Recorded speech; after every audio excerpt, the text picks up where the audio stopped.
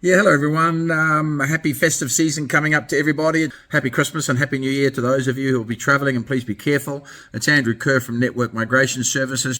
You're probably aware, I'm actually on leave at the moment, although our offices are open. So clearly if your clients, etc., we have skeleton staff running, and last year I was actually in New Zealand. This year I'm not. So I will be working through the Christmas break. If you need me, contact me at andrew@networkmigration.com. A couple of days ago though, and I didn't do the blog because, of course, I was on leave, but I'm going to do it for you now. There are changes to the New Zealand work visas and what you need to know coming up for early next year. So I just want to read you something, so forgive me not looking at the screen. I just want to read you something that's about potential changes that are happening early next year that have been provisionally announced by the Minister of Immigration, the Right Honourable Erica Stanford. The New Zealand Government has announced changes to the Accredited Employer Work Visa, the AEWV, to streamline immigration process for employers and workers. According to immigration specialists, these work visa changes address the skills shortages while ensuring fair wages and improved working conditions for migrant workers.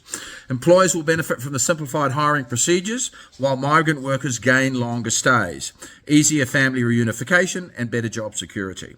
The changes will be implemented in stages throughout 2025, and here are some of the key changes. Reduced experience requirement for migrants. Experience requirements for AEWV applicants will drop from 3 years to 2 years, easing access for skilled workers. However, employers can still specify higher experience levels for certain roles, because clearly that will be up to the individual company as to what they require if they're employing you. Increased work visa duration for the lower skilled workers. AEWV holders in ANSCO skill levels 4 or 5 will see visa durations extended from 2 to 3 years. Current 2-year visa holders can apply for an additional year if eligible.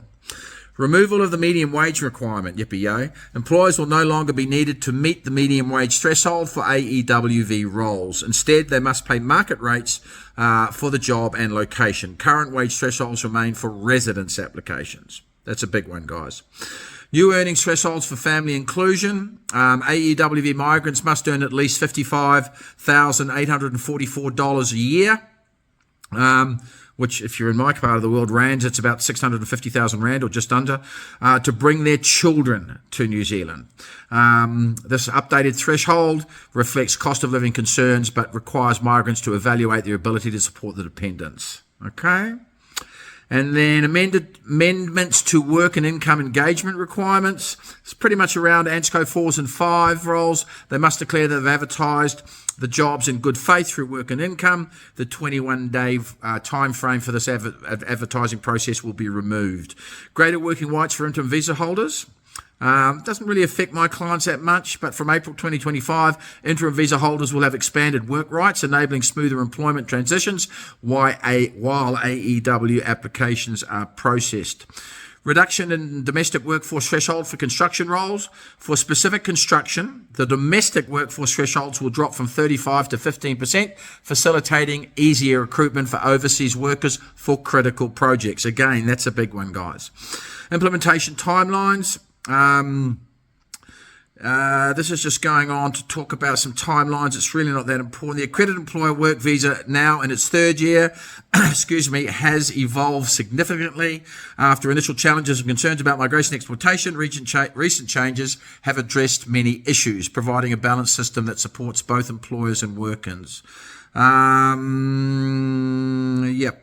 and the rest is just some basic information, guys. So listen, if you want some information or dedicated information, keep watching me, watching my blogs, etc., andrew@networkmigration.com.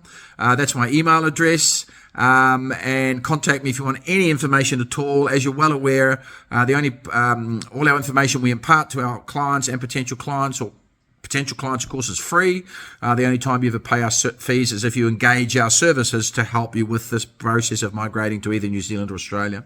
Stay safe, everybody. We'll chat to you soon. Ciao.